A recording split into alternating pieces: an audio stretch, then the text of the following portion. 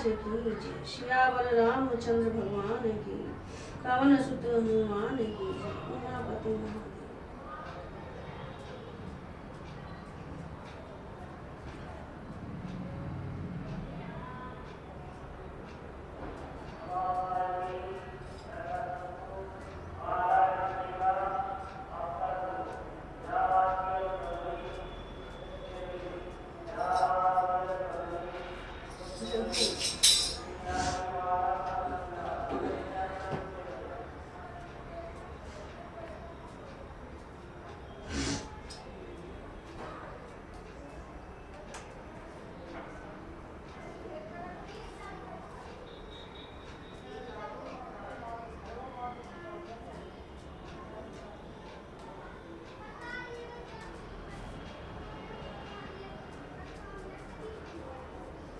आइए तन्मय लिरिक्स सुनो।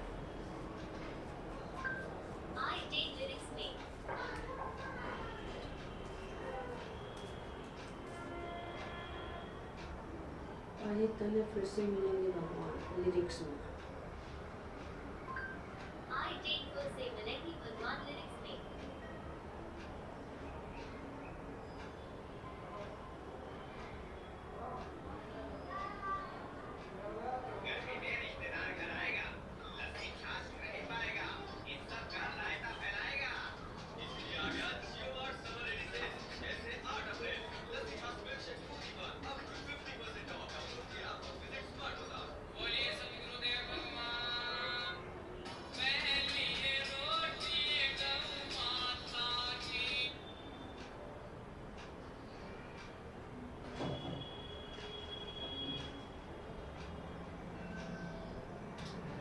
बोलो श्री कृष्ण भगवान की जय।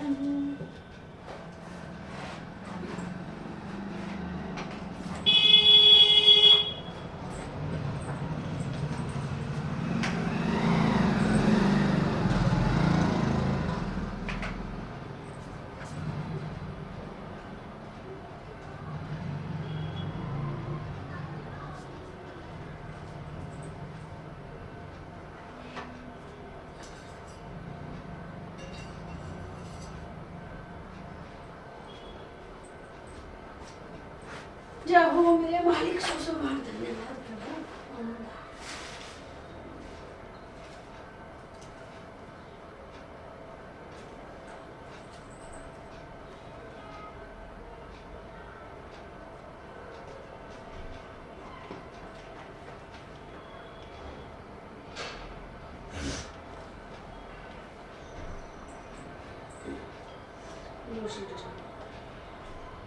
दूरेन हावरम कर्म बुद्धि योगा द्वंद्व धनंजय बुद्धो शरणम विनच्छ कृपणा फले हेतवे।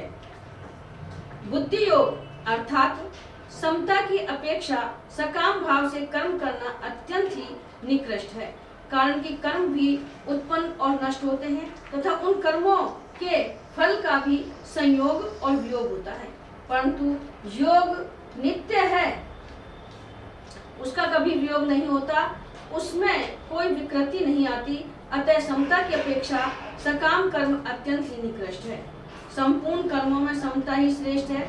समता के बिना तो मात्र जीव कर्म करते ही रहते हैं तथा उन कर्मों के परिणाम में जन्मते मरते दुख भोगते रहते हैं, कारण कि समता के बिना कर्मों में उद्धार करने की ताकत नहीं है।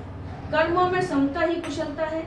अगर कर्मों में समता नहीं होगी तो शरीर में अहंता ममता हो जाएगी, और शरीर में अहंता ममता होना ही पशु बुद्धि है।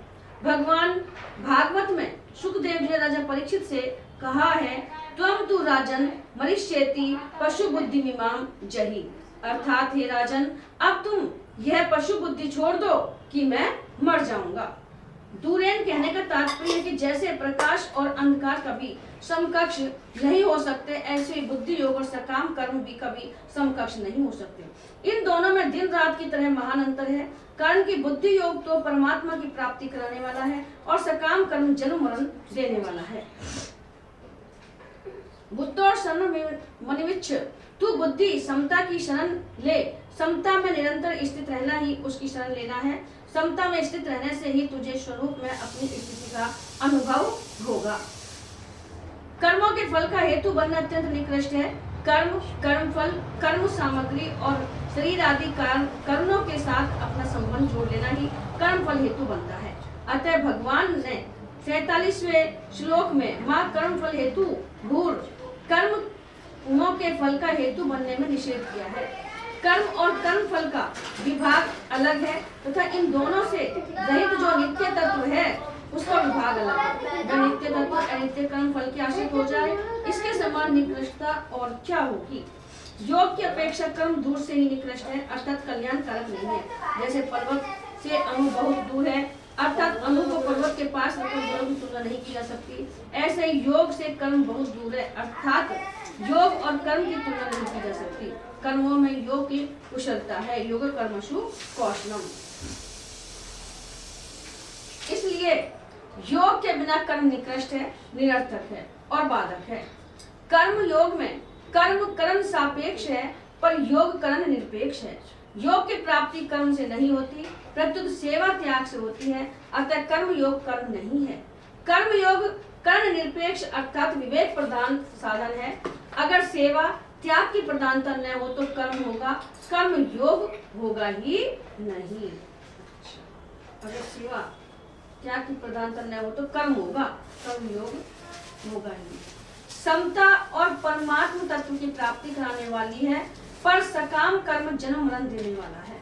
इसलिए साधक को समता का ही आश्रय लेना चाहिए, समता में स्थित रहना चाहिए। समता में स्थित होने से वह दीन नहीं रहेगा, प्रत्युत प्रत्यय ज्ञात ज्ञातव्य और प्राप्त प्राप्तव्य हो जाएगा।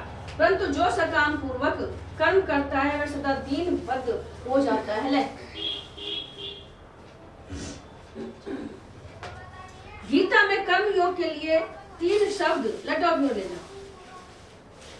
3 शब्द आए हैं, बुद्धि योग और बुद्धि योग। कर्म योग में कर्म की प्रधानता नहीं है, प्रत्युत योग की प्रधानता है। योग बुद्धि और बुद्धि योग तीनों का एक ही अर्थ है। कर्म योग में व्यवसायत्मिका बुद्धि की प्रधानता होने से इसको बुद्धि कहा गया है और विवेक पूर्वक त्याग की प्रधानता होने से इसको योग या बुद्धि योग कहा गया है। ध्यान योग में मन की और कर्म योग में बुद्धि की प्रधानता होती है। मन में निरोध में स्थिरता और चंचलता दोनों बहुत दूर तक रहती है, क्योंकि इसमें साधक मन को संसार से हटाना और परमात्मा में लगाना चाहता है। मन को संसार से हटाने पर संसार की सत्ता बनी रहती है।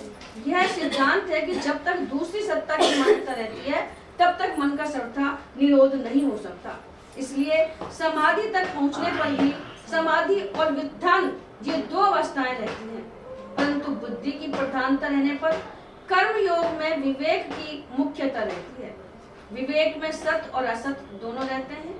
कर्म योगी असत वस्तुओं को सेवा सामग्री मानकर उनको दूसरों की सेवा में लगा देता है, जिससे असत का त्याग शीघ्र और सुगमता पूर्वक हो जाता है। मन का निरोध करना निरंतर नहीं होता, प्रत्युत समय समय पर और एकांत में होता है, परंतु व्यवसायत्मिका बुद्धि अर्थात बुद्धि का एक निश्चय निरंतर रहता है। बुद्धि युक्तो जहात ही उभे सुकृत दुष्कृते तस्मात् दोग्याय युज्यस्व योग कर्मसु कौशलम। समता युक्त मनुष्य जीवित अवस्था में ही पुण्य पाप का त्याग कर देता है, अर्थात उसको पुण्य पाप नहीं लगते, वह उनसे रहित हो जाता है। जैसे संसार में पुण्य और पाप होते ही रहते हैं, पर सर्वव्यापी परमात्मा कोई पुण्य पाप नहीं लगते। ऐसे ही जो समता में निरंतर स्थित रहता है, ये जो समान भाव से सभी को देखता है, उसके पाप पुण्य नहीं लगते हैं, उसको पुण्य पाप नहीं लगते। समता एक ऐसी विद्या है जिससे मनुष्य संसार में रहता हुआ ही संसार से सर्वथा निर्लिप्त रह सकता है, अलग रह सकता है। जैसे कमल का पत्ता जल से उत्पन्न होता है और जल में ही रहता है, पर वह जल से लिप्त नहीं होता। ऐसे ही समता युक्त पुरुष संसार में रहते हुए संसार से निर्लिप्त रहता है, अलग रहता है। पुण्य पाप उसका स्पर्श नहीं करते, अर्थात वह पुण्य पाप से असंग हो जाता है। वास्तव में वह स्वयं पाप पुण्य से रहित है ही, केवल असत पदार्थों शरीर आदि के साथ संबंध जोड़ने से ही पुण्य पाप लगते हैं। अगर यह असत पदार्थों के साथ संबंध न जोड़े तो यह आकाश की तरह निर्लिप्त रहेगा, इसको पुण्य पाप नहीं लगेंगे। इसलिए तुम योग में लग जाओ, अर्थात निरंतर समता में स्थित रहो। वास्तव में समता तुम्हारा स्वरूप है, अतः तुम नित्य निरंतर समता में स्थित रहते हो। केवल राग द्वेष के कारण तुम्हारे को उस समता का अनुभव नहीं हो रहा है। अगर तुम हरदम समता में स्थित न रहते तो सुख और दुख का ज्ञान तुम्हें कैसे होता, क्योंकि ये दोनों ही अलग अलग हैं। जब इन दोनों का तुम्हें ज्ञान होता है तो तुम इनके आने जाने में सदा समरूप से रहते हो। इसी समता का तुम अनुभव करो। कर्मों में योग ही कुशलता है, अर्थात कर्मों की सिद्धि या सिद्धि में और उन कर्मों के फल की प्राप्ति या प्राप्ति में सम रहना ही कर्मों में कुशलता है। उत्पत्ति विनाशशील कर्मों में योग के सिवा दूसरी कोई महत्व की चीज नहीं है। इन पदों में भगवान ने योग की परिभाषा नहीं बताई है, प्रस्तुत योग की महिमा बताई है। अगर इन पदों का अर्थ कर्मों में कुशलता ही योग है, ऐसा किया जाए तो क्या आपत्ति है? अगर ऐसा अर्थ किया जाएगा तो जो बड़ी कुशलता से सावधानी पूर्वक चोरी करता है, उसका वह चोरी रूप कर्म भी योग हो जाएगा। अतः ऐसा अर्थ करना अनुचित है। कोई कह सकता है कि हम तो विहित कर्मों को ही कुशलता पूर्वक करने का नाम योग मानते हैं, परंतु ऐसा मानने से मनुष्य कुशलता पूर्वक सांगोपांग किए गए कर्मों के फल में बंध जाता है, जिससे उसकी स्थिति समता में नहीं रहेगी। अतः यहाँ कर्मों में योग की कुशलता है, ऐसा अर्थ लेना ही उचित है। कारण कि कर्मों को करते हुए भी जिसके अंतःकरण में समता रहती है, वह कर्म और उनके फल में बंधेगा नहीं। इसलिए उत्पत्ति विनाशशील कर्मों को करते हुए सम रहना ही कुशलता है, बुद्धिमानी है। दूसरी बात, पीछे के 2 श्लोकों में तथा इस श्लोक के पूर्व में भी योग का ही प्रसंग है। पीछे से पिछले जन्म के अपने है ना, पहचान है अपनी, है ना, हाँ अपन जान है, हमारे पता है। श्याम घूमेगी मेरे संग में। कुशलता का भी प्रसंग ही नहीं है, इसलिए भी कर्मों में योग ही कुशलता है। यह अर्थ लेना प्रसंग के अनुसार युक्ति योग है, अर्थात कर्मों में कुशलता ही योग है, अर्थात कर्मों में योग ही कुशलता है। अगर पहला अर्थ लिया जाए कि कर्मों में कुशलता ही योग है, तो जो बड़ी कुशलता से सावधानी से चोरी ठगी आदि कर्म करता है, उसका कर्म योग हो जाएगा, परंतु ऐसा मानना उचित नहीं है और यहाँ निषिद्ध कर्मों का प्रसंग भी नहीं है। अगर यह शुभ कर्मों को ही कुशलता पूर्वक करने का नाम योग माने तो मनुष्य कुशलता पूर्वक सांगोपान किए हुए शुभ कर्मों के फल से बंध जाएगा। फले सब तो निबंध्यते, अतः उसकी स्थिति समता में नहीं रहेगी और उसके दुखों का नाश नहीं होगा। शास्त्र में आया है, कर्म न बध्यते जंतु, अर्थात कर्मों से मनुष्य बंध जाता है। अतः जो कर्म स्वभाव से ही मनुष्य को बांधने वाले हैं, वे ही मुक्ति देने वाले हो जाएं। यही वास्तव में कर्मों में कुशलता है। मुक्ति योग समता से होती है, जब समता जाएगी तो मुक्ति हो जाएगी, कर्मों में कुशलता से नहीं। योग का आदि और अंत नहीं होता, परंतु कर्म कितने ही बढ़िया हो, उनका आरंभ तथा अंत होता है और उनके फल का भी संयोग तथा वियोग होता है। जिसका आरंभ और अंत संयोग तथा वियोग होता है, उसके द्वारा मुक्ति की प्राप्ति कैसे होगी? नाशवान के द्वारा विनाशी की प्राप्ति कैसे होगी? समता तो परमात्मा का स्वरूप है, अतः महत्व योग का है, कर्मों का नहीं। कर्म तो तुम कैसे करो, लेकिन उसमें समता होनी चाहिए, तेरा मेरा नहीं होना चाहिए, तो वो मुक्ति है। अगर पहला अर्थ ही ठीक माना जाए तो भी कुशलता के अंतर्गत समता निष्काम भाव को ही लेना पड़ेगा। अगर कर्मों में कुशलता ही योग है तो कुशलता क्या है? उसके उत्तर में यह कहना ही पड़ेगा कि योग ही कुशलता है। ऐसी स्थिति में कर्मों में योग ही कुशलता है, समझ ले अच्छी तरह से। ऐसा सीधा अर्थ क्यों न ले लिया जाए? जब योग कर्मशु कौशलम पदों में योग शब्द आया ही है, तो फिर कुशलता का अर्थ योग लेने की जरूरत ही नहीं है। अगर प्रकरण पर विचार करें तो योग का ही प्रकरण चल रहा है, कर्मों की कुशलता नहीं। भगवान समत्व योग उच्चते कहकर योग की परिभाषा भी बता चुके हैं। अतः इस प्रकरण में योग ही विधेय है, कर्मों में कुशलता विधेय नहीं है। योग ही कर्मों में कुशलता है, अर्थात कर्मों को करते हुए हृदय में समता रहे, राग द्वेष न रहे, यही कर्मों में कुशलता है। इसलिए योग है कर्मशु कौशलम, यह योग की परिभाषा नहीं है, प्रत्युत योग की महिमा है। भगवान ने कहा है कि समता से युक्त मनुष्य पुण्य और पाप दोनों से रहित हो जाता है। अगर मनुष्य पुण्य और पाप दोनों से रहित हो जाए तो फिर कौन सा कर्म कुशलता से किया जाए। अतः पुण्य और पाप से रहित होने का यह अर्थ नहीं है कि वह कोई भी क्रिया नहीं करता, क्योंकि कोई भी मनुष्य किसी भी अवस्था में क्षण मात्र भी कर्म किए बिना नहीं रह सकता। अतः यहाँ पुण्य और पाप दोनों से रहित होने का अर्थ है उनके फल से रहित होना, यानी जब हम फल ही नहीं चाहेंगे ना पुण्य लगेगा ना पाप लगेगा। आगे 51वें श्लोक में भी भगवान ने फलम त्यक्त्वा पदों से फल के त्याग की बात कही है कि कर्म करे जाओ, फल की इच्छा मत करो, फल का त्याग करो। गीता में कुशल शब्द का प्रयोग 18वें अध्याय के 10वें श्लोक में भी हुआ है। वहाँ अकुशल कर्म के अंतर्गत सकाम भाव से किए जाने वाले और शास्त्र निश्चित कर्म आए हैं, तथा कुशल कर्म के अंतर्गत निष्काम भाव से किए जाने वाले शास्त्र विहित कर्म आए। शास्त्र विहित कर्म करें और कैसे करें हम? निष्काम भाव से। अकुशल और कुशल कर्मों का तो आदि अंत होता है, पर योग का आदि अंत नहीं होता। बांधने वाला राग द्वेष है, कुशल अकुशल कर्म नहीं है। कर्म नहीं बांधते, लेकिन क्या है? राग द्वेष, यानी जो अपना राग है, प्रेम है, वह कुशल तो अपन अच्छा करेंगे, जो अपनी दुश्मनी है वह अपन बुरा करेंगे, तो वहाँ बंध रहा है अपन। और जहाँ अपन समान भाव से कर रहा है तो वहाँ कोई बंधन नहीं है, वहाँ मुक्ति ही मुक्ति है। अतः राग पूर्वक किए गए कर्म कितने ही श्रेष्ठ क्यों न हो, वे बांधने वाले ही हैं, क्योंकि उन कर्मों से ब्रह्मलोक की प्राप्ति भी हो जाए तो भी वहां से लौटकर पीछे आना पड़ता है, जन्म लेना पड़ता है। इसलिए जो मनुष्य अकुशल कर्म का त्याग द्वेष पूर्वक नहीं करता और कुशल कर्म का आचरण राग पूर्वक नहीं करता, वही वास्तव में त्यागी, बुद्धिमान, संदेह रहित और अपने स्वरूप में स्थित है। उपयुक्त विवेचन से सिद्ध हुआ है कि योग कर्मसु कौशलम, पदों का अर्थ कर्मों में योग ही कुशलता है, ऐसा ही मानना चाहिए। भगवान भी योग में स्थित होकर कर्म करने की आज्ञा देते हैं। तात्पर्य है कर्मों का महत्व नहीं है, प्रत्युत योग का महत्व है। अतः कर्मों में योग ही कुशलता है, यानी कर्मों में योग ही कुशलता है।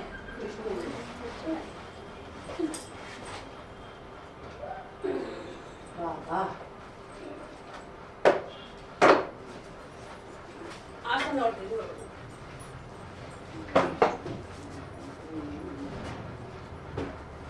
अरे भगवान, कर्म जम बुद्धि युक्ता ही फलम त्यक्त्वा मनीषिणे जन्म बंधन विमुक्ता पदम गच्छत्यानमयम्। जो समता से युक्त हैं वे ही वास्तव में मनीषी अर्थात बुद्धिमान हैं। 18वें अध्याय के 10वें श्लोक में भी कहा है कि जो मनुष्य अकुशल कर्मों से द्वेष नहीं करता और कुशल कर्मों से राग नहीं करता वह बुद्धिमानी है। कर्म तो फल के रूप में परिणित होता ही है, उसके फल का त्याग कोई कर ही नहीं सकता। जो कर्म करते तो फल अवश्य मिलेगा उसका। जैसे कोई खेती में निष्काम भाव से बीज बोए तो क्या खेती में अनाज नहीं होगा? अनाज तो होगा, बोया है तो पैदा अवश्य होगा। ऐसे ही कोई निष्काम भाव पूर्वक कर्म करता है तो उसको कर्म का फल तो मिलेगा ही, पर वह बंधन कारक नहीं होगा। अगर सकाम भाव से अपन कोई कर्म करते हैं तो बंधन कारक होगा, और निष्काम भाव से हम कोई कर्म करते हैं तो बंधन बांधने वाला नहीं होगा। अतः यही कर्मजन्य फल का त्याग करने का अर्थ है। कर्मजन्य फल की इच्छा, कामना, ममता, वासना का त्याग करना, इसका त्याग करने में सभी समर्थ हैं। समता युक्त मनीषी साधक जन्म रूप बंधन से मुक्त हो जाते हैं, कारण कि समता में स्थित हो जाने से उनमें राग, द्वेष, कामना, वासना, ममता आदि दोष किंचन मात्र भी नहीं रहते। अतः उनके पूर्व जन्म का कारण ही नहीं रहता, वे जन्म मरण बंधन से सदा के लिए मुक्त हो जाते हैं। और जब समता आ जाती है तो फिर हमारा जन्म लेने का कोई कारण ही नहीं बचता है। पदम गच्छन्त्या नामयम्, आम्य नाम रोग का है। रोग एक विकार है जिसमें किंचन मात्र भी किसी प्रकार का विकार न हो, उसको अनामय अर्थात निर्विकार कहते हैं। समता युक्त मनीषी लोग ऐसे निर्विकार पद को प्राप्त हो जाते हैं। इसी निर्विकार पद को 15वें अध्याय के 5वें श्लोक में अव्यय पद और 18वें अध्याय के 56वें श्लोक में शाश्वत अव्यय पद नाम से कहा गया है। यद्यपि गीता में सत्वगुण को भी अनामय कहा गया है, पर वास्तव में अनामय निर्विकार तो अपना स्वरूप अथवा परमात्म तत्व ही है। क्योंकि वह गुणातीत तत्व है जिसको प्राप्त होकर फिर किसी को भी जन्म मरण के चक्कर में नहीं आना पड़ता। परमात्मा तत्व की प्राप्ति में हेतु होने से भगवान ने सत्व गुण को भी अनामय कह दिया है। अनामय पद को प्राप्त होना क्या है? प्रकृति विवेकशील है, विकारशील है, प्रकृति विकारशील है तो उसका कार्य शरीर संसार भी विकारशील है। स्वयं निर्विकार होते हुए भी जब यह विकारी शरीर के साथ तादात्म्य कर लेता है तब यह अपने को भी विकारी मान लेता है, परंतु जब यह शरीर के साथ माने हुए संबंध का त्याग कर देता है तब इसको अपने सहज निर्विकार स्वरूप का अनुभव हो जाता है। इस स्वाभाविक निर्विकारता का अनुभव होने को ही राम राम राम पद को प्राप्त होना कहा गया है। जो भी समता में स्थित हो जाते हैं वे सब के सब अनामय पद को प्राप्त हो जाते हैं, मुक्त हो जाते हैं, उनमें से कोई भी बाकी नहीं रहता। इस तरह समता अनामय पद की प्राप्ति का अचूक उपाय है। इससे यह नियम सिद्ध होता है कि जब उत्पत्ति विनाशशील पदार्थों के साथ संबंध नहीं रहता तब स्वतः से निर्विकारता का अनुभव हो जाता है। इसके लिए कुछ भी परिश्रम नहीं करना पड़ता क्योंकि उस निर्विकारता का निर्माण नहीं करना पड़ता, वह तो स्वतः स्वाभाविक ही है।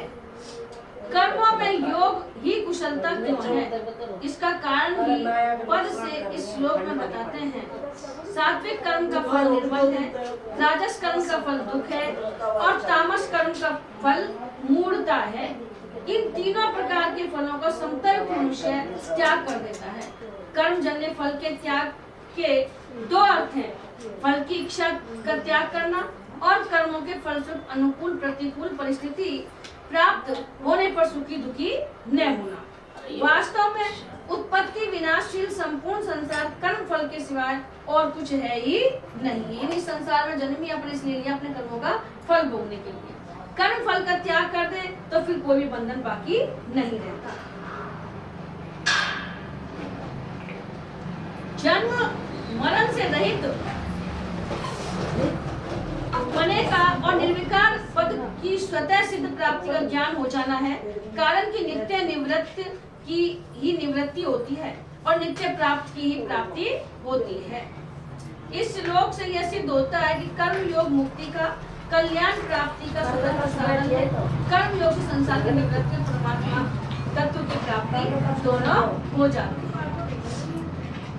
यदा ते मोह कलिलम बुद्धिर्व्यति तरिष्यति तदा दन्तासि निर्वेदम क्रोधवस्य श्रुतस्य च।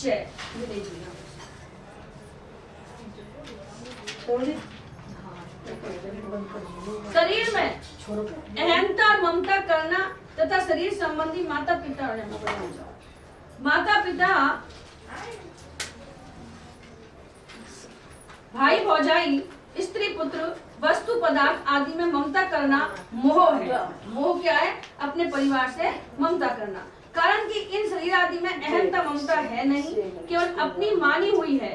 अनुकूल पदार्थ वस्तु व्यक्ति घटना आदि के प्राप्त होने पर प्रसन्न होना और प्रतिकूल पदार्थ वस्तु व्यक्ति आदि के प्राप्त होने पर उद्विग्न होना। संसार में परिवार में विषमता पक्षपात मात्सर्य आदि विकार होना, यह सब का सब कलिल अर्थात दलदल है। इस मोह रूपी दलदल में जब बुद्धि फंस जाती है तब मनुष्य किंकट विमूढ़ हो जाता है, फिर उसे कुछ सूझता नहीं है।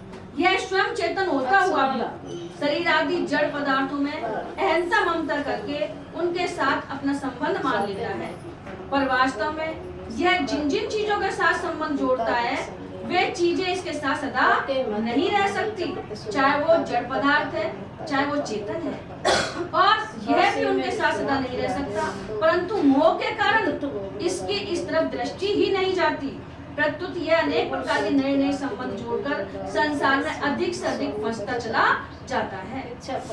जैसे कोई राहगीर अपने गंतव्य स्थान पर पहुंचने से पहले ही रास्ते में अपना डेरा लगाकर खेल कूद, हंसी दिल्लगी आदि में अपना समय बिता दे, ऐसे ही मनुष्य यहाँ के नाशवान पदार्थों का संग्रह करने में और उनसे सुख लेने में तथा व्यक्ति, परिवार आदि में ममता करके उनसे सुख लेने में लग जाता है।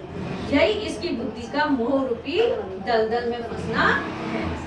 हमें शरीर में अहंता ममता करके तथा परिवार में ममता करके यहाँ थोड़े ही बैठे रहना है, इनमें ही फंसे रहकर अपनी वास्तविक उन्नति कल्याण से वंचित थोड़े ही रहना है। हमें तो इनमें न फंसकर अपना कल्याण करना है। ऐसा दृढ़ निश्चय हो जाना ही बुद्धि का मोह रूपी दलदल से तरना है, निकलना है। कारण कि ऐसा दृढ़ विचार होने पर बुद्धि संसार के संबंधों को लेकर अटकेगी नहीं, संसार में चिपकेगी नहीं। मोह रूपी दलदल से तरने के दो उपाय हैं कि अब इस संसार रूपी मोह रूपी दलदल से किस प्रकार से तरें। इसके दो उपाय हैं, विवेक और सेवा। विवेक जिसका वर्णन दूसरे अध्याय के 11वें से 30वें श्लोक तक हुआ है। तेज होता है तो वह असत विषयों में अरुचि करा देता है। जो भी बुद्धि है, विवेक है, वो समझ जाए तो जो जान के ये चीज बेकार की है, छोड़नी ही चाहिए, तो उनको छोड़ देता है। मन में दूसरों की सेवा करने की, दूसरों को सुख पहुंचाने की धुन लग जाए तो अपने सुख आराम का त्याग करने की शक्ति आ जाती है। दूसरों को सुख पहुंचाने का भाव जितना तेज होगा उतना ही अपने सुख की इच्छा का त्याग होगा। जैसे शिष्य की गुरु के लिए, पुत्र की माता पिता के लिए, नौकर की मालिक के लिए सुख पहुंचाने की इच्छा हो जाती है तो उनके अपने सुख आराम की इच्छा स्वतः सुगमता से मिट जाती है। ऐसे ही कर्म योगी का संसार मात्र में सेवा करने का भाव हो जाता है तो उसकी अपने सुख भोग की इच्छा स्वतः मिट जाती है। विवेक विचार के द्वारा अपनी भोग इच्छा को मिटाने में थोड़ी कठिनता पड़ती है। कारण कि अगर विवेक विचार अत्यंत दृढ़ न हो तो वह तभी तक काम देता है जब तक भोग सामने नहीं आते। जब भोग सामने आते हैं तब साधक प्राय उनको देखकर विचलित हो जाता है, परंतु जिसमें सेवा भाव होता है उसको सामने बढ़िया से बढ़िया भोग आने पर भी वह उस भोग को दूसरे की सेवा में लगा देता है। अतः उसके अपने सुख आराम की इच्छा सुगमता से मिट जाती है। इसलिए भगवान ने सांख्य योग की अपेक्षा कर्म योग को श्रेष्ठ, सुगम एवं जल्दी सिद्धि देने वाला बताया है। मनुष्य जितने भोगों को सुन लिया है, भोग लिया है, अच्छी तरह से अनुभव कर लिया है, वे सब भोग यहाँ श्रुतस्य पद के अंतर्गत हैं। स्वर्ग लोक, ब्रह्म लोक आदि के जितने भोग सुने जा सकते हैं वे सब भोग यहाँ श्रोतव्यस्य पद के अंतर्गत हैं। जब तेरी बुद्धि मोह रूपी दलदल को तर जाएगी तब इन श्रुत इहलौकिक और श्रोतव्य पारलौकिक, इहलोक और परलोक दो प्रकार के भोग बताए हैं। तो श्रुत माने तो इहलोक और श्रोतव्य माने पारलौकिक भोगों से विषयों से तुझे वैराग्य हो जाएगा। तात्पर्य है कि जब बुद्धि मोह कलिल को तर जाती है, यानी मोह से आ जा ले जा ले चली देख हाथ जड़वा की चिंता ना है। चप्पल न छोड़ दो भाई महाराज, यार पटक दी चप्पल देख देना अपनी पसंद की चीज लेना। नहीं आएगा हम आएगा मैं डाल के क्या अब यह चीज उठा ले जब नहीं चप्पल पे डाल दो। जब बुद्धि अब फिर आएगा मोह रूपी दलदल को तर जाती है तब बुद्धि में तेजी का विवेक जागृत हो जाता है कि संसार प्रति क्षण बदल रहा है। अंगूर न तो तिलक खाना झूलेगा, अरे कोई पता ना और मैं वही रहता हूँ। अतः इस संसार से मेरे को शांति कैसे मिल सकती है? तो वो अपने ऊपर साथ लेगा, अपना आगे रखो जो लेगा। मेरा अभाव कैसे मिट सकता है? तब श्रुत और श्रोतव्य जितने विषय हैं उन सबसे स्वतः वैराग्य हो जाता है। यहाँ भगवान को श्रुत के स्थान पर भुक्त और श्रोतव्य के स्थान पर भोक्तव्य कहना चाहिए था, परंतु ऐसा न कहने का तात्पर्य है कि संसार में जो परोक्ष अपरोक्ष विषयों का आकर्षण होता है वह सुनने से ही होता है। अतः इनमें सुनना ही मुख्य है। संसार से विषयों से छूटने के लिए जहाँ ज्ञान मार्ग और भक्ति मार्ग का वर्णन किया गया है वहाँ भी श्रवण को मुख्य बताया गया है। तात्पर्य है कि संसार में और परमात्मा में लगने में सुनना ही मुख्य है। यही यदा और तदा कहने का तात्पर्य है कि इन श्रुत और श्रोतव्य विषयों से इतने वर्षों में, इतने महीनों में और इतने दिनों में वैराग्य होगा। ऐसा कोई नियम नहीं है। प्रत्युत जिस क्षण बुद्धि मोह रूपी दलदल को तर जाएगी, उसी क्षण श्रुत और श्रोतव्य विषयों से, भोगों से वैराग्य हो जाएगा। इसमें कोई देरी का काम नहीं है। वैराग्य होता है तो एकदम झटके से होता है, ये नहीं सब धीरे धीरे धीरे धीरे होता है। श्रुति विप्रतिपन्ना ते यदा स्थास्यति निश्चला समाधावचला बुद्धि स्थिता योगम वापस्यसि। अर्जुन के मन में यह श्रुति विपत्ति प्रति है कि अपने गुरुजनों का, अपने पुत्रों का नाश करना भी उचित नहीं है और अपने छात्र धर्म युद्ध करने का त्याग करना भी उचित नहीं है। एक तरफ तो कुटुंब की रक्षा हो और एक तरफ अपने धर्म का पालन हो। इसमें अगर कुटुंब की रक्षा करें तो युद्ध नहीं होगा और युद्ध करें तो कुटुंब की रक्षा नहीं होगी। इन दोनों बातों में अर्जुन की श्रुति विप्रतिपत्ति है, जिससे उनकी बुद्धि विचलित हो रही है। विचलित हो रही है जाल दो प्रकार का है, संसारी और शास्त्रीय। संसार के मोह रूपी दलदल में फंस जाना संसारी जाल में फंसना है, और शास्त्रों के संप्रदायों के द्वैत, अद्वैत आदि अनेक मत मतांतरों में उल्लंघन जाना शास्त्रीय जाल में फंसना है। संसारी जाल तो उलझे हुए छटाक सूत के समान है और शास्त्रीय जाल उलझे हुए सौमन सूत के समान है। अतः भगवान यही बताते हैं कि संसारी और शास्त्रीय इन दोनों जालों में बुद्धि निश्चल, एक निश्चय वाली होनी चाहिए और परमात्मा में बुद्धि अचल होनी चाहिए कि हमें तो परमात्मा की ही प्राप्ति करनी है, चाहे जो हो जाए। अतः भगवान शास्त्रीय मत वेदों में बुद्धि को निश्चल और परमात्मा प्राप्ति के विषय में बुद्धि को अचल करने की प्रेरणा करते हैं। पहले तो साधक में इस बात को लेकर संदेह होता है कि सांसारिक व्यवहार को ठीक किया जाए या परमात्मा की प्राप्ति की जाए। संसार में व्यवहार कैसा किया जाए? फिर उसका ऐसा निर्णय होता है कि मुझे तो केवल संसार की सेवा करनी है और संसार से लेना कुछ नहीं है। ऐसा निर्णय होते ही साधक की भोगों से उपरति होने लगती है, वैराग्य होने लगता है। ऐसा होने के बाद जब साधक परमात्मा की तरफ चलता है, तब उसके सामने साध्य और साधन विषय तरह तरह के शास्त्रीय मतभेद आते हैं। इससे मेरे को किस साध्य को स्वीकार करना चाहिए और किस साधन पद्धति से चलना चाहिए, इसका निर्णय करना बड़ा कठिन हो जाता है। परंतु साधक सत्संग के द्वारा अपनी रुचि, श्रद्धा, विश्वास और योग्यता का निर्णय कर लेता है। अगर जो व्यक्ति सत्संग मिल रहा है तो वो एक मत पर चल सकता है, अर्थात निर्णय न हो सकने की दशा में भगवान के शरण होकर उसको पुकारता है, तब भगवत कृपा से उसकी बुद्धि निश्चल हो जाती है। दूसरी बात, संपूर्ण शास्त्र संप्रदाय आदि में जीव, संसार और परमात्मा इन तीनों का ही अलग अलग रूपों से वर्णन किया जाता गया है।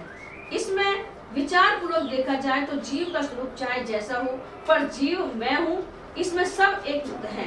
ले रुक, सॉरी तनु ले, ले।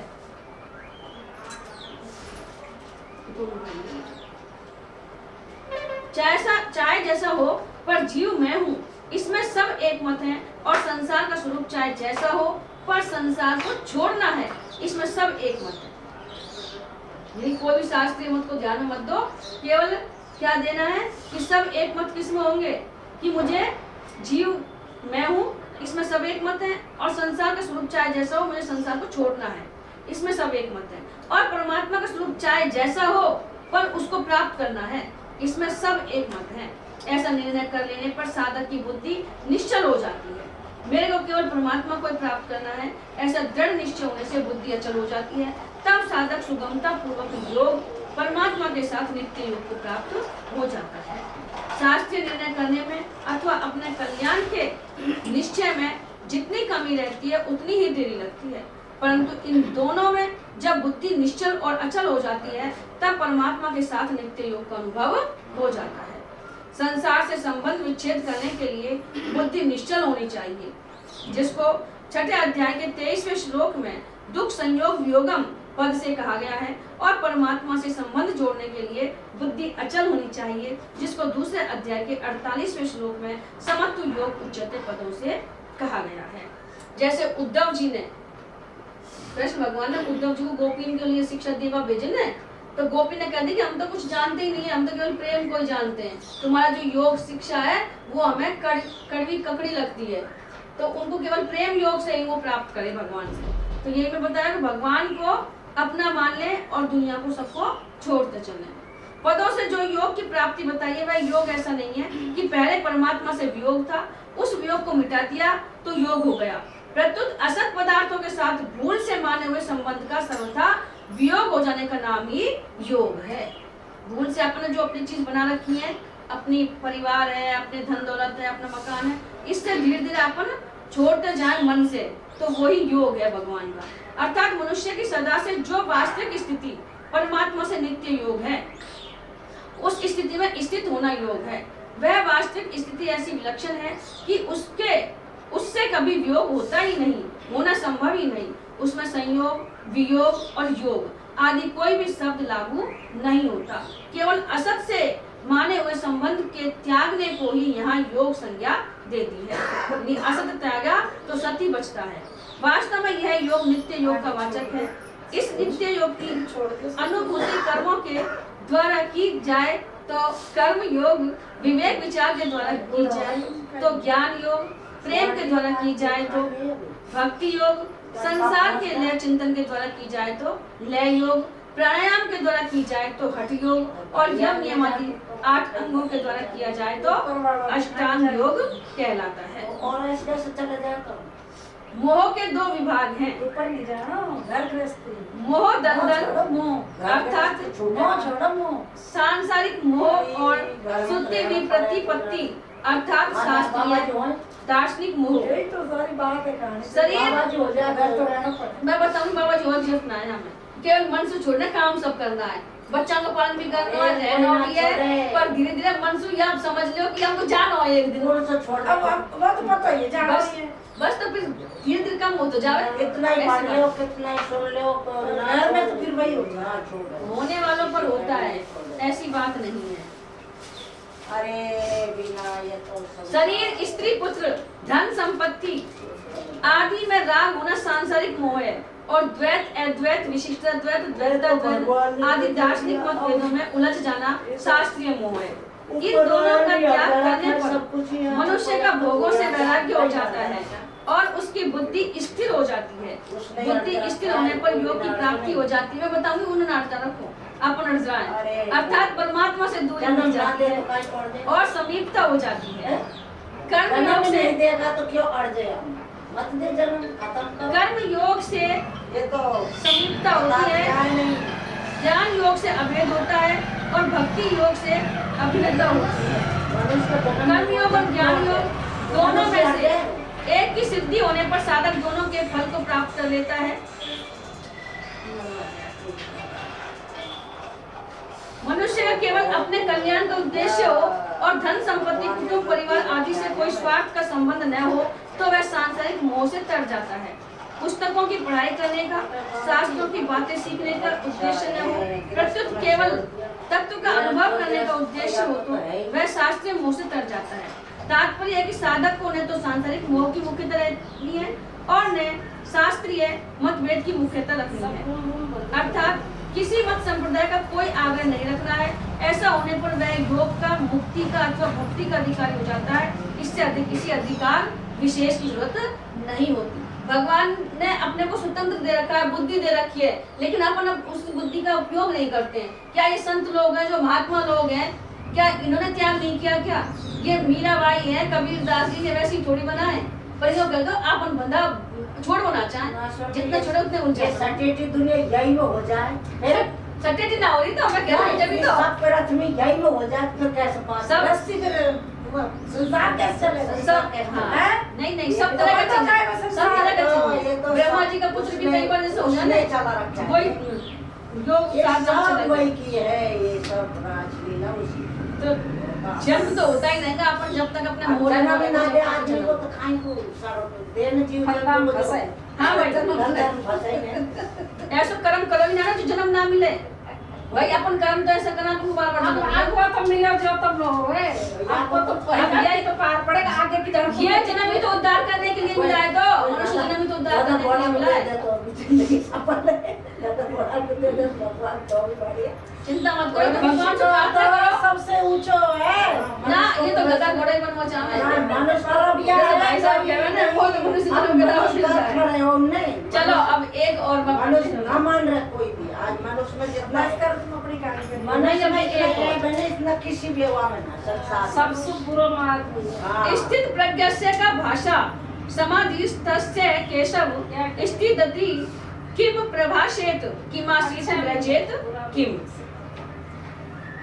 जन्म तो दे रहा भगवान इन प्रश्नों के पहले इंसान को, पर इंसान बढ़ कर नहीं रहा। अर्जुन के मन में कर्म और इंसान बुद्धि गया भी तो लेकर शंका पैदा हुई थी। श्री राम आचार्य जी ने कही है कि तुम दुनिया को सुधारना मतलब हो, तुम अपना आप सुधर जाओ। दुनिया काय कर रही है अपन को मतलब ना है। सुधरो बस दुनिया तो खाई ले जो कि अपन दुनिया की बात कर रहे हैं, दुनिया से काय लेना देना है।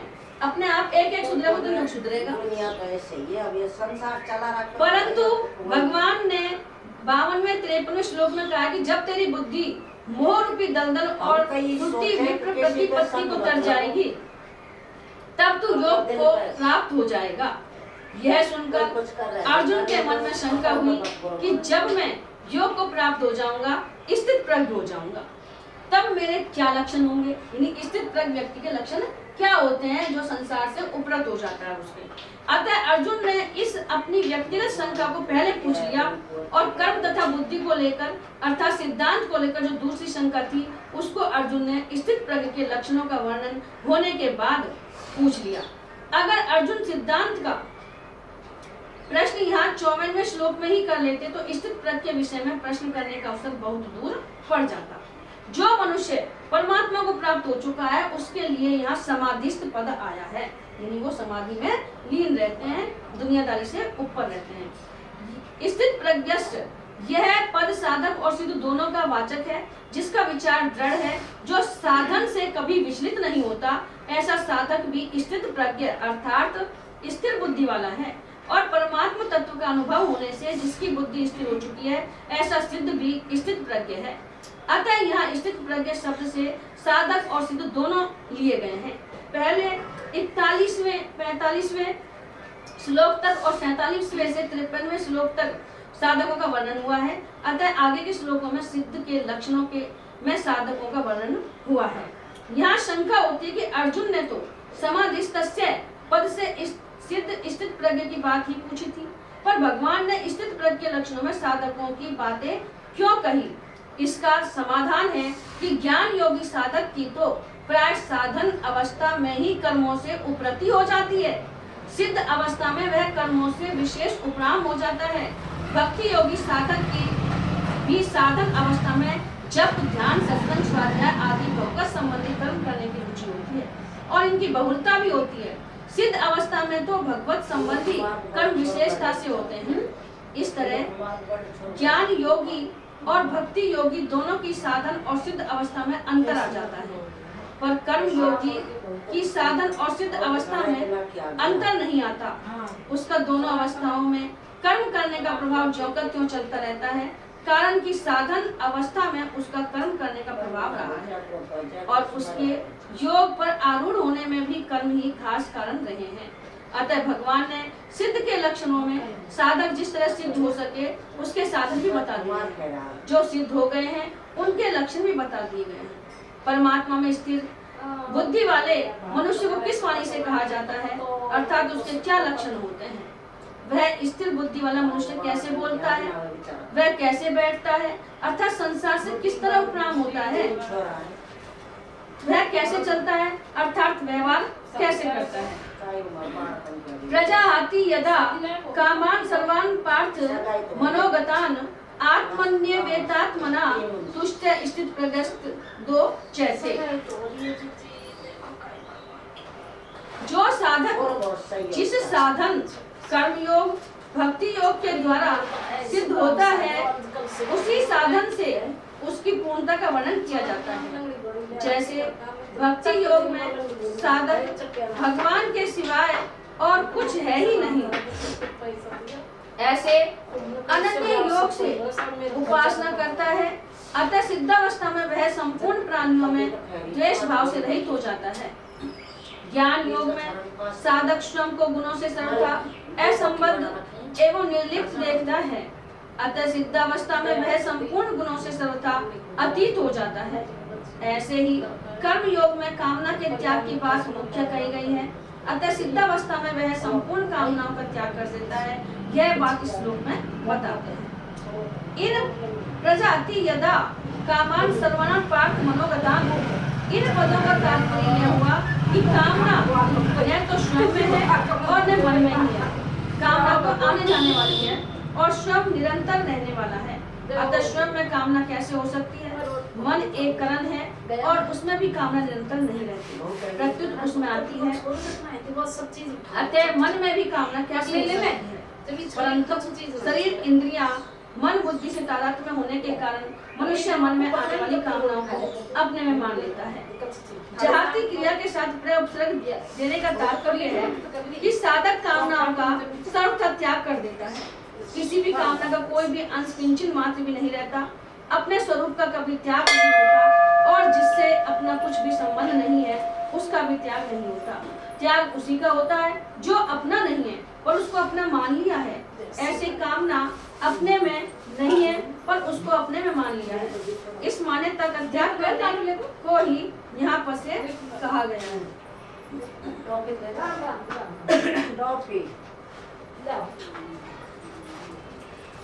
आत्मन्येवात्मना तुष्ट है, जिस काल में संपूर्ण कामनाओं का त्याग कर देता है और अपने आप में ही संतुष्ट रहता है, अर्थात अपने आप में सहज स्वाभाविक संतोष होता है। संतोष दो तरह का होता है, एक संतोष गुण है और एक संतोष स्वरूप है। अंतःकरण में किसी प्रकार की कोई भी इच्छा न हो, यह संतोष गुण है और स्वयं में असंतोष का अत्यंता भाव है, यह संतोष स्वरूप है। यह स्वरूप भूत संतोष स्वतः सर्वदा रहता है, इसके लिए कोई अभ्यास या विचार नहीं करना पड़ता। स्वरूप भूत संतोष में प्रज्ञा स्वतः स्थिर रहती है। स्वयं जब बहुशाखाओं वाली अनंत कामनाओं को अपने में मानता था, उस समय भी वास्तव में कामनाएं अपने में नहीं थी और स्वयं स्थित प्रज्ञ ही था, परंतु उस समय अपनों में कामनाएं मानने के कारण बुद्धि स्थिर न होने से वह स्थित प्रज्ञ नहीं कहा जाता था, अर्थात उसको अपनी स्थित प्रज्ञता का अनुभव नहीं होता था। अब उसने अपने में संपूर्ण कामनाओं का त्याग कर दिया, अर्थात उनकी मान्यता को हटा दिया, तब वह स्थित प्रज्ञ कहा जाता है, अर्थात उसको अपनी स्थित प्रज्ञता का अनुभव हो जाता है।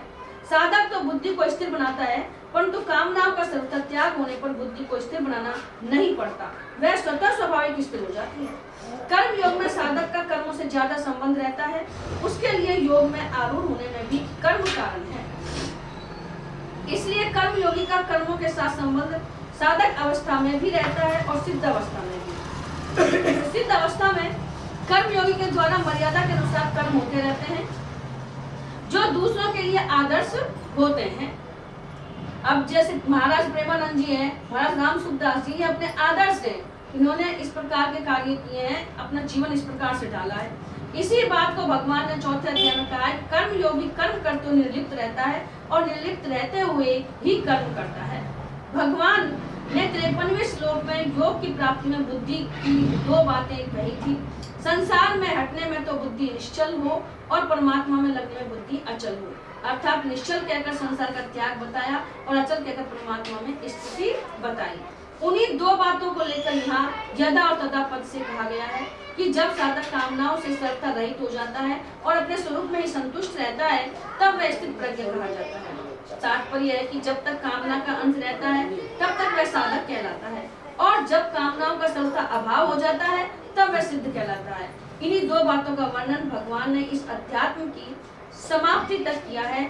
जैसे यहाँ प्रजाहाति यदा कामान सर्वान पदों से संसार का त्याग बताया और फिर आत्मन्येवात्मना तुष्ट है पदों से परमात्मा में स्थिति बताई। संसार का त्याग और स्थित धिमुनि पद से परमात्मा में स्थिति बताई। 57वें और 58वें श्लोक में पहले संसार का त्याग बताया और फिर तस्य प्रज्ञा प्रतिष्ठिता पदों से परमात्मा में स्थिति बताई। 59वें श्लोक के पहले भाग में संसार का त्याग बताया और परम दृष्टा पदों से परमात्मा में स्थिति बताई।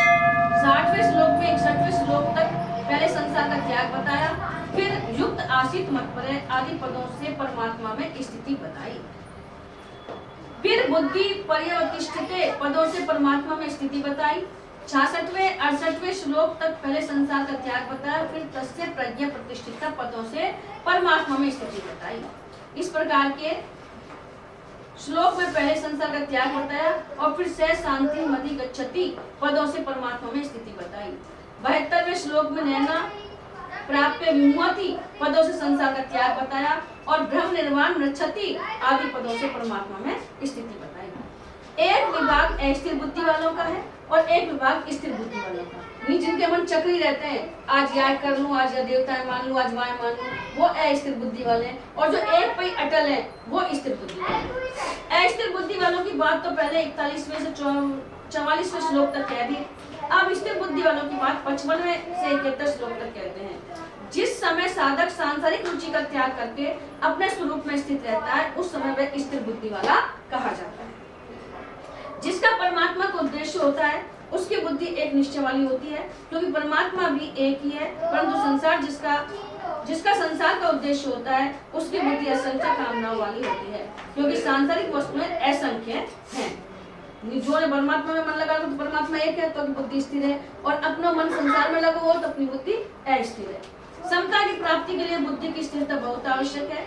पतंजलि योग दर्शन में तो मन की स्थिरता वृत्ति निरोध को महत्व दिया गया है, पर गीता बुद्धि की स्थिरता उद्देश्य की दृढ़ता को ही महत्व देती है।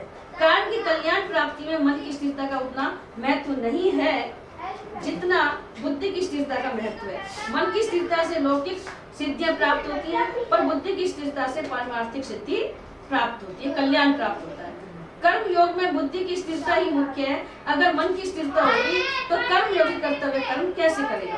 कारण कि मन स्थिर होने पर बाहरी क्रियाएं रुक जाती हैं। भगवान भी योग समता में स्थित होकर कर्म करने की आज्ञा देते हैं। प्रजा आती और कर्मान सर्वान पद देने का तात्पर्य किंचन मात्र भी कामना न रहे, पूरा का पूरा त्याग हो जाए, कारण कि यह कामना ही परमात्मा प्राप्ति में खास बाधक है। जो बाधा है अपने वो कामना है। बोलो श्री कृष्ण भगवान की जय। अपन करते हैं, वैसे करना चाहे ना विचारें तो ये संत लोग भी मतलब हम कोई तो नहीं कर सकता, पर बता रही हूँ जो ना दुनिया में तो बनाया भगवान।